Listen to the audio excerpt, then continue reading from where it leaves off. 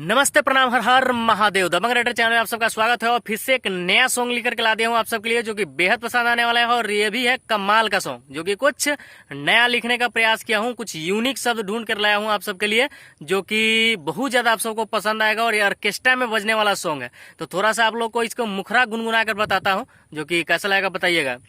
कुछ इस प्रकार से है। चुम्मा देहबू ना इयरबू ना त दाग हो जाई, चुम्मा देहबू ना इयरबू ना त दाग हो जाई। देखी माई बाबूजी त देखी माई बाबूजी त धिक के आग हो जाई, चुम्मा देहबू ना इयरबू ना त दाग हो जाई, चुम्मा देहबू ना इयरबू ना त दाग हो जाई। यही वाला सॉन्ग लेकर के लाया हूँ, जो कि फुल फ्री है, एक मुखरा और 2 अंतरा के साथ में, मतलब फुल गाना है। अगर आप लोग गाना चाहते हैं तो उसको आराम से गा सकते हैं, कोई रोक छेक नहीं है। और फुल फ्री गाना है, तो बिल्कुल आप लोग गाइए, कोई इसमें पाबंदी नहीं है। और आप लोग सुन चुके हैं कि किस टाइप का मुखरा है। और चलिए चलते हैं स्क्रीन पे। तो चलिए वीडियो को शुरू करते हैं। वीडियो को शुरू करने से पहले छोटा सा एक रिक्वेस्ट करेंगे, अगर हमारे चैनल पर आप नया है तो चैनल को सब्सक्राइब कर लीजिए और बेल आइकन दबा के ऑल ऑप्शन सेलेक्ट कर लीजिए, ताकि मैं कोई भी वीडियो डालूं तो नोटिफिकेशन आपके पास पहुंच जाए और आप उसका लाभ उठा सके। तो इसके लिए चैनल को सब्सक्राइब करना बहुत ही जरूरी है, चैनल को सब्सक्राइब कर लीजिए।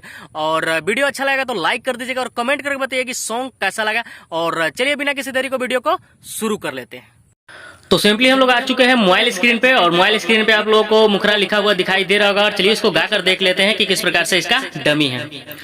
चुम्मा देहबू ना इयरबू ना त दाग हो जाई, चुम्मा देहबू ना इयरबू ना त दाग हो जाई।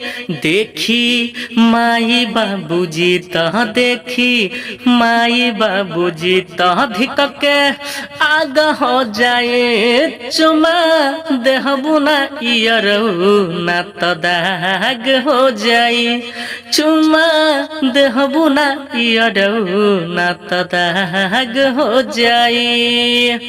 तो ये था मुखरा, और उम्मीद करते हैं कि आप सबको अच्छा लगा होगा। और कैसा लग रहा है आप लोग कमेंट में तो जरूर ही मुझको बता दीजिएगा कि ये सॉन्ग कैसा लग रहा है। और चलिए अब चलते हैं फर्स्ट अंतरा की तरफ, जो कि वो भी बहुत बेहतर तरीके से लिखा गया और बहुत अच्छे से लिखा गया। तो चलिए उसको भी देख लेते हैं कि किस प्रकार से लिखा गया और कैसा है। तो सिंपली हम लोग आ चुके हैं फर्स्ट अंतरा की तरफ, और फर्स्ट अंतरा स्क्रीन पे लिखा हुआ आप लोग को दिखाई दे रहा होगा। और चलिए इसको गाकर देख लेते हैं कि किस प्रकार से ये लिखा गया है। गोरे गोरे गलिया में काटले बदाते, केतनो मिटाई दागी मिट्टी नहीं हाथे, मिट्टी नहीं हाथे। गोरे गोरे गलिया में काटले बदाते, केतनो मिटाई दागी मिट्टी नहीं हाथे। जोबन दाबे लग बहाथे, जोबन दाबे लग बहाथे, गल के साग हो जाई, चुमा देहबू ना इयरबू ना त दाग हो जाई, चुमा देहबू ना इयरबू ना त दाग हो जाई। तो ये था फर्स्ट अंतरा, और उम्मीद करते हैं कि आप सबको अच्छा लगा होगा। और अब चलिए देख लेते हैं सेकंड अंतरा, जिसमें सिंगर और राइटर का नाम लिखा होता है। तो हम अपनी तरफ से लगा चुके हैं, लेकिन अगर आप लोग गाना चाहते हैं तो आप लोग अपना सिंगर के नाम लगा लीजिएगा, राइटर का नाम जो है कि वो रहने दीजिएगा।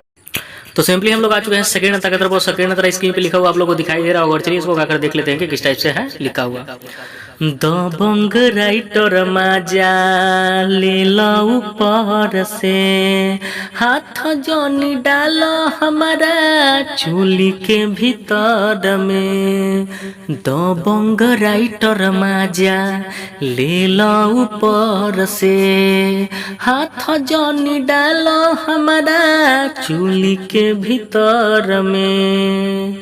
प्रकाश कर बल जोड़ी, प्रकाश करब बल जोड़ी, दुई भाग हो जाई, चुमा देहबू ना इयरबू ना त दाग हो जाई, चुमा देहबू ना इयरबू ना त दाग हो जाई। तो आप लोग फुल गाना सुन चुके हैं, जो कि 1 मुखरा और 2 अंतरा है। तो अगर आप लोग गाना चाहते हैं तो गा सकते हैं, फुल फ्री है, इसमें कोई रोक छेक नहीं है।